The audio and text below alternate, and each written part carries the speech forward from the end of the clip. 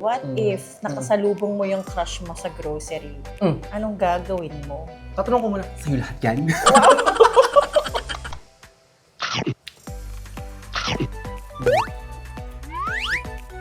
Kasang sopas? Ano pa ba? Hindi naman magiging viral to. Kasang sopas?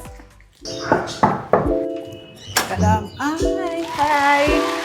Hi, ang init! Oh, tala, sopas. Baka malabas pa tong pusa ko.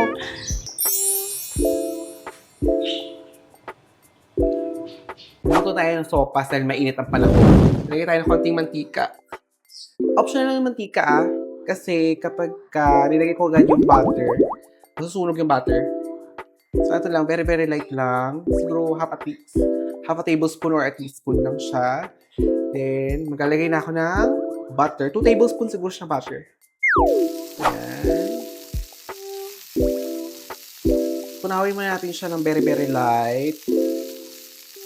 Yan, pwede nyo siya hiwain na mas maliliit para mabilis lang. So, eto, lalagyan natin yung ating sibuyas. Yan. Yung iba, inuuna nila yung bawang. Kaso nga lang kasi yung bawang, mabilis na sunog. Unahin nila yung bawang, sunog. Lalagyan ng sibuyas, sunog. Wala pa, hindi pa sear mabuti, sunog. Yung bawang lalagyan ng sunog. Sibuyas, kasi daw mabilis pa sunog.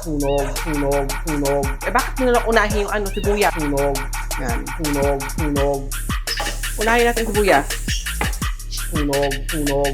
Ito, nalagyan natin itong chicken breast. Yan. Kapag ka nag-sear kayo ng manok, make sure nyo muna na seared muna yung lahat ng parts niya. Huwag kayong maglalagay ng patis kapag hindi pa siya na-sear. Kasi sunog.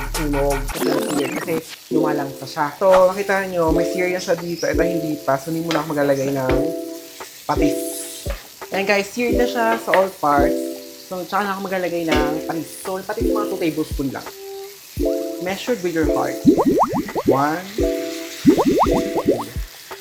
Tapos, let it cook for mga 1 to 2 minutes. Yan. May patis. Ngayon, sear ko na siya. Lalagay ko na yung bawang para hindi masunog. Then, isabay ko itong paminta. Siguro mga paminta a few pinches lang. Yan. Yun na ba yun? Lagyan pa ng konti. Tapos, i-sear natin siya for mga 2 minutes. Ngayon, para mas okay yung pasta natin mamaya, i-sear natin siya. Ang theory kasi nila, kapag kasi sear daw yung pasta, hindi siya mabilis malagsak. So ito, medyo na-sear ko na siya. Lagay tayo ng 6 cups of water. Heavy. Yan, 6 cups of water. Yan. Yan, mukha siyang binaboy pero masarap siya mamaya. Bango. Pwede na yan. Ito na. So, lalagay pa tayo ng konting garlic.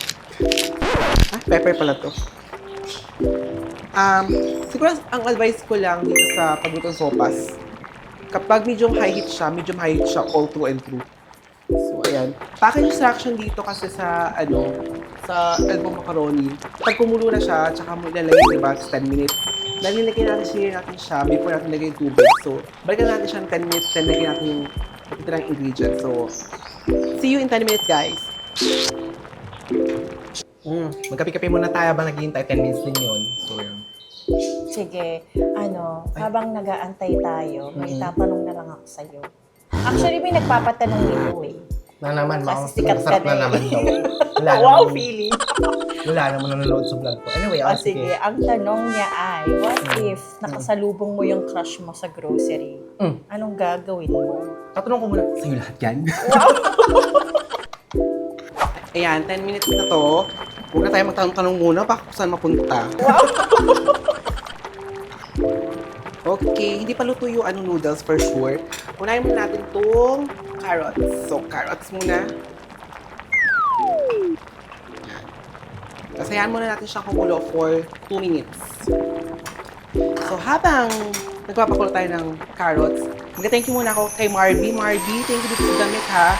Matagal na dapat lang thank you kasi nga lang yun ako nag-vlog eh. So, yun. Pumunta siya sa Singapore, no? Bongga. Pumunta siya sa Singapore para manood ng concert Taylor Swift. Tapos, Binigyan ako nito. Tara, may sponsor ka na. Siyempre. Okay, kaso nga nila magtrabaho kasi nga tambay na ako. Marby, galingan mo ha. Para babalik kami dyan. Sorry guys, nakalimutan ko siya lagyan ng asin. So, lagyan natin ng half a tablespoon muna ng asin. Then, nalagyan natin tong repolyo. So, repolyo parang 3 cups to. Para magulay yung yung soup natin. Then, sabay na natin tong hotdog. 3 piraso rin ito. So, para may naman, may laman. Hindi naman kunwari. Dahil wala kang trabaho, hirap ka na. Tsaka na. No? Then, check natin to after 2 minutes. Kapag kulang siya ng asin, lagyan natin ng asin. Ayan. After 2 minutes, check muna natin yung lasa niya kung okay na siya sa asin. Konting asin pa.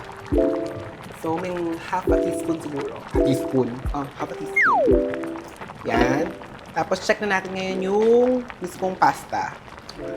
Kung al dente na siya or sama ko yun. Bibi ko.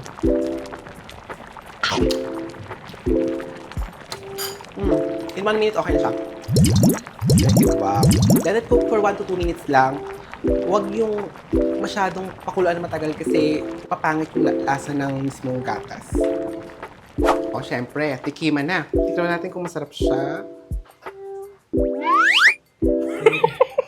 Kita ba ako sa camera, guys? Anyway.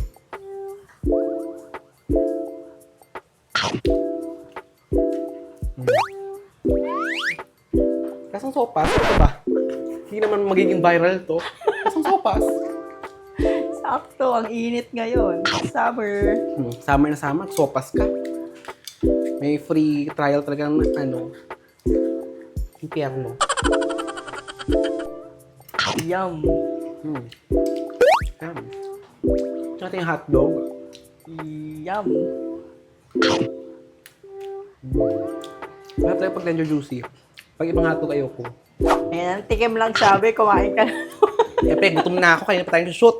Kaya next time, luto ulit tayo ng iba, pero mas mahirap na. Nilagang itlog, ganyan. Anong lasa, tita? Pasopas. Pwede. Nice. Pwede na mag-asawa. Wow!